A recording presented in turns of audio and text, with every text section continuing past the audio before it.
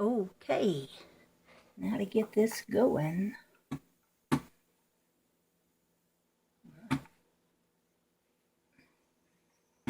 My mouse is not doing right. Okay, there we go. Okay, now, the other day I read the prelude to this book, and today I'm reading the preface. I think I probably called it the preface yesterday, but well, I just have some little idiosyncrasies. You'll have to just get used to it. So now for the preface. The Universal One was originally published in 1927 and distributed to the top scientists in the country. It is being republished at this crucial period for the sole purpose of again releasing vital new scientific knowledge to this new age of new comprehension. Today the whole world is in a state of chaos, fighting against the forces of greed, envy, jealousy, and fear. Disharmony is rife. All of our human relations are in a state of violent upheaval. Civilization is in reverse. Science is being used to destroy instead of to build. We talk of world peace, yet those who are to plan the new world do not know the answer, the solution. Present knowledge of man's relation to nature and natural law, which controls his human relations, is, as yet, inadequate to meet the situation. Man is still too near his jungle to either know the law, which inexorably governs his every action, and that of everything in nature, or to comprehend that he must obey nature or be self-destroyed. Still, dominated by jungle habits, he settles his human relations by jungle methods. Wars and world chaos will continue until new knowledge applicable to the coming new cycle in man's evolution is acquired by him. What is this new knowledge? A consistent cosmology is sorely needed for this newly dawning day of man's exaltation, which is to come. Walter Russell spent a full 7 years in writing this book. When it was first published in 1927, it won more condemnation than favor from a world which was not then as ready as it is now. The book mixed science and metaphysics in a manner which nullified its impression upon physicists. Gradually, however, many of its then radical statements have been verified by some of the world's greatest scientists and have won him many followers. The physicist draws a sharp line between things which he can in some way detect by the evidence of his senses, and things which lie beyond that evidence. There is no denial of a something beyond the range of his senses and his sensed instruments, but what may be there is conjectural and therefore inadmissible as scientific data of a reliable nature. In other words, material evidence which lies within the narrow limits of man's sense range is the only admissible evidence to science. But what about that vast range which will not respond to our sensed bodies and sensed instruments? Down the ages, a rare few have been permitted to sever the senses, which connect matter with its motivating source in the consciousness of universal mind. These few have become conscious of the cosmos and have tried to tell the world of its simplicity. Each of these has faced an impossible task. The generalities and symbols which they did set down have been discounted and relegated to poetry or metaphysics or mysticism. Walter Russell had this same sad experience in the beginning, and all this in face of the fact that the mental state of cosmic consciousness is today admitted and desired by the greatest of the world's thinkers, although it is little understood and impossible to induce. In the month of May of 1921, the Universal One illumined my beloved husband with the cosmic knowledge contained in his immortal, the Divine Iliad. This is written by Leo Russell, his wife, and commanded him to give this new scientific knowledge to aid mankind in his unfolding into a cosmic age of awareness, wherein man could become knowing man instead of sensing man. Just as the bolometer and negative have reached beyond man's visible spectrum into the heretofore unseen, so can man's increasing awareness of his relation to the source make it possible for him to reach deeper and deeper into the invisible and unseen. Such a consciousness can perceive there with other eyes, that which the senses of man have no way of perceiving.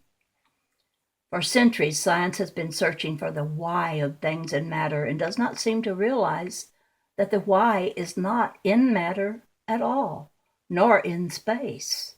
Space is as much matter as planets are, but of an opposite form, potential and purpose. There is something beyond the matter of galaxies and space which the senses cannot fathom, but the consciousness can. Beyond that range lies the cause of it, the why of it. In trying to awaken within man an awareness of the source of all science and philosophy, by knowing God's ways sufficiently to make them man's ways, Walter Russell has pictured the orderliness, the symmetry, and the balance which all nature expresses. He explains how nature perpetually polarizes and depolarizes in its every expression, just as you do in your every action and in every second of your life, in your breathings, but you are not aware of it. The fulcrum from which all power springs is knowledge. When man has that omnipotence which is unfolding in cosmic man, he will no longer misuse, break, or destroy God's law because of being unaware of it. He will command it because he will know the law. The life and death cycles of man and of the elements of matter do not vary. They are the same, for man's body is a compound of these elements. The late Dr. Francis Trevelyan Miller, Historical Foundations, New York, wrote of Walter Russell's contributions to science as follows. You have opened the door into the infinite. Science must enter. It may hesitate, it may engage in controversy, but it cannot afford to ignore the principles you have established, which eventually will revolutionize man's concept of himself, his world, his universe, and his human problems. You have done for us in this 20th century what Ptolemy, Euclid, Copernicus, Galileo, Kepler did for their earlier centuries. But you have further penetrated all physical barriers and extended your discoveries into definite forms of the infinite law, which created our universe and keeps it in operation with mathematical precision through the millions of years. Sir Oliver Lodge once said that the physicist's type of mind could never fathom the mystery of the universe, and the great story, if it ever came at all, must be the great inspiration of some poet, painter, philosopher, or saint. Less than 200 geniuses have appeared among men since the beginning of man, and not more than 4 or 5 highly illumined mystics. To these we owe what culture the world possesses today, yet our whole educational system is opposing their development, and our society as a whole is more apt to demean them than to glorify them. It is most unfortunate that humans do not realize this sorry fact, for as long as man neglects to honor his geniuses, who are engaged in the arts of peace, and glorifies his heroes who are most proficient in the arts of war. The human race will continue to suffer the agonies of its own making. This now ending barbaric age is peopled with God-fearing men. The dawning cosmic age is being peopled with God-loving men. The coming race of men will know that love is all there is in God nature, and that the manifestation of love is all there is in the physical universe. The law of love is rhythmic, balanced interchange between all things. Upon the law of balanced interchange, the entire reciprocal universe is motivated with such exactness of balance that astronomers can calculate the positions of planets and suns to the split second. In this wise, the universe is dependable. It observes the law. It cannot do otherwise where God controls all things.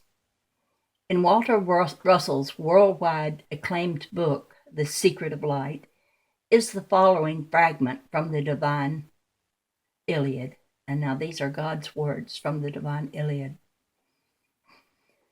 Again I say that all things extend to all things, from all things, and through all things. For to thee I again say, all things are light, and light separates not, nor has it bounds, nor is it here and not there. Man may weave the pattern of his self in light of me, and of his image in divided lights of me, even as the sun sets up its bow of many hues from divided light of me. But man cannot be apart from me, as the spectrum cannot be apart from light of me. And as the rainbow is a light within the light, inseparable, so is man's self within me, inseparable, and so is his image my image. Verily I say, every wave encompasseth every other wave unto the one, and the many are within the one, even down to the least of waves of me. And I say further that everything is repeated within every other thing unto the one. And furthermore I say that every element which man thinketh of as itself alone is within every other element, even to the atom's veriest unit. When man queries thee in this wise, sayest thou that in this iron there is gold in all things else, thou mayest answer, within the sphere, and encompassing it, is the cube in every other form that is, and within the cube and encompassing it is the sphere and every other form that is. We are at the dawning. Now that was God's words, and back to Leo. We are at the dawning of a glorious new age of knowledge and awareness of our oneness with all life. May we bring into being in this 20th century the life triumphant for all peoples everywhere, and thus fulfill our sole purpose on earth, which is to discover our divinity and live it. And this was by Leo Russell, this preface. Special notation: in the interim of the writing of the Universal One from 1921 to 1947, when The Secret of Light was released, that's another of his books. I read that one, The Secret of Light. And also our book entitled Atomic Suicide. I also read that one. You can find them on my channel in the playlist, which was published in 1957. Dr. Russell's thoughts and awareness matured in expression, and he clarified and rectified errors he felt that he had committed in his earlier writings. It was never his intention to reprint the Universal One. However, because of the numerous requests that we have been receiving for copies of this great book, and because it may be of untold help at this crucial point in mankind's progress, we are printing it in its original form. Now, I would suggest to anyone that they get this book, The Universal One. The price has gone way down. It used to be like $200.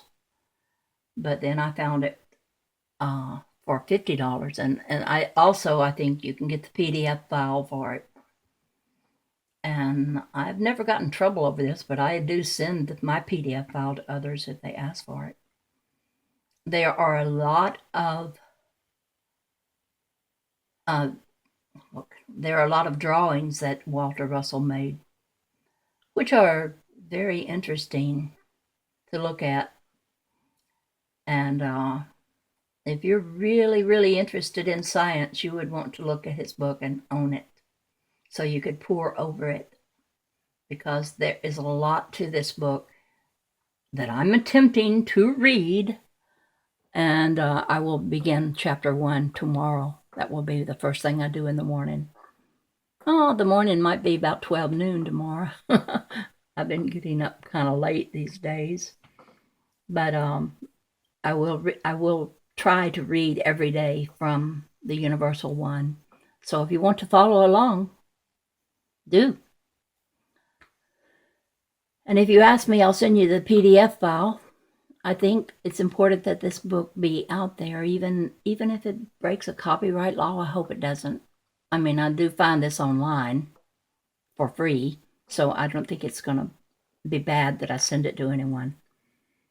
But if you're in, the information is just too important to not give it out as widely as it can be given out, because this kind of thing needs to be known. Because when I wrote this, when this was written by Leo, things were looking pretty bad, and that's been several years ago. And now here it is, 2019, and things are looking even worse. And we need to have hope that things can change. I have great hope that things can change. I really do. But it's going to be us. We are the saviors we are waiting for. We ourselves. We're it. That might sound like bad news to some of you, because they look for a savior to come save them. But you got to be your own savior. And part of it is going to be you get yourself some learning about things that you weren't taught in school. You weren't even taught it in college. You learn a lot from reading books. And Walter Russell books, well, I have been surprised, because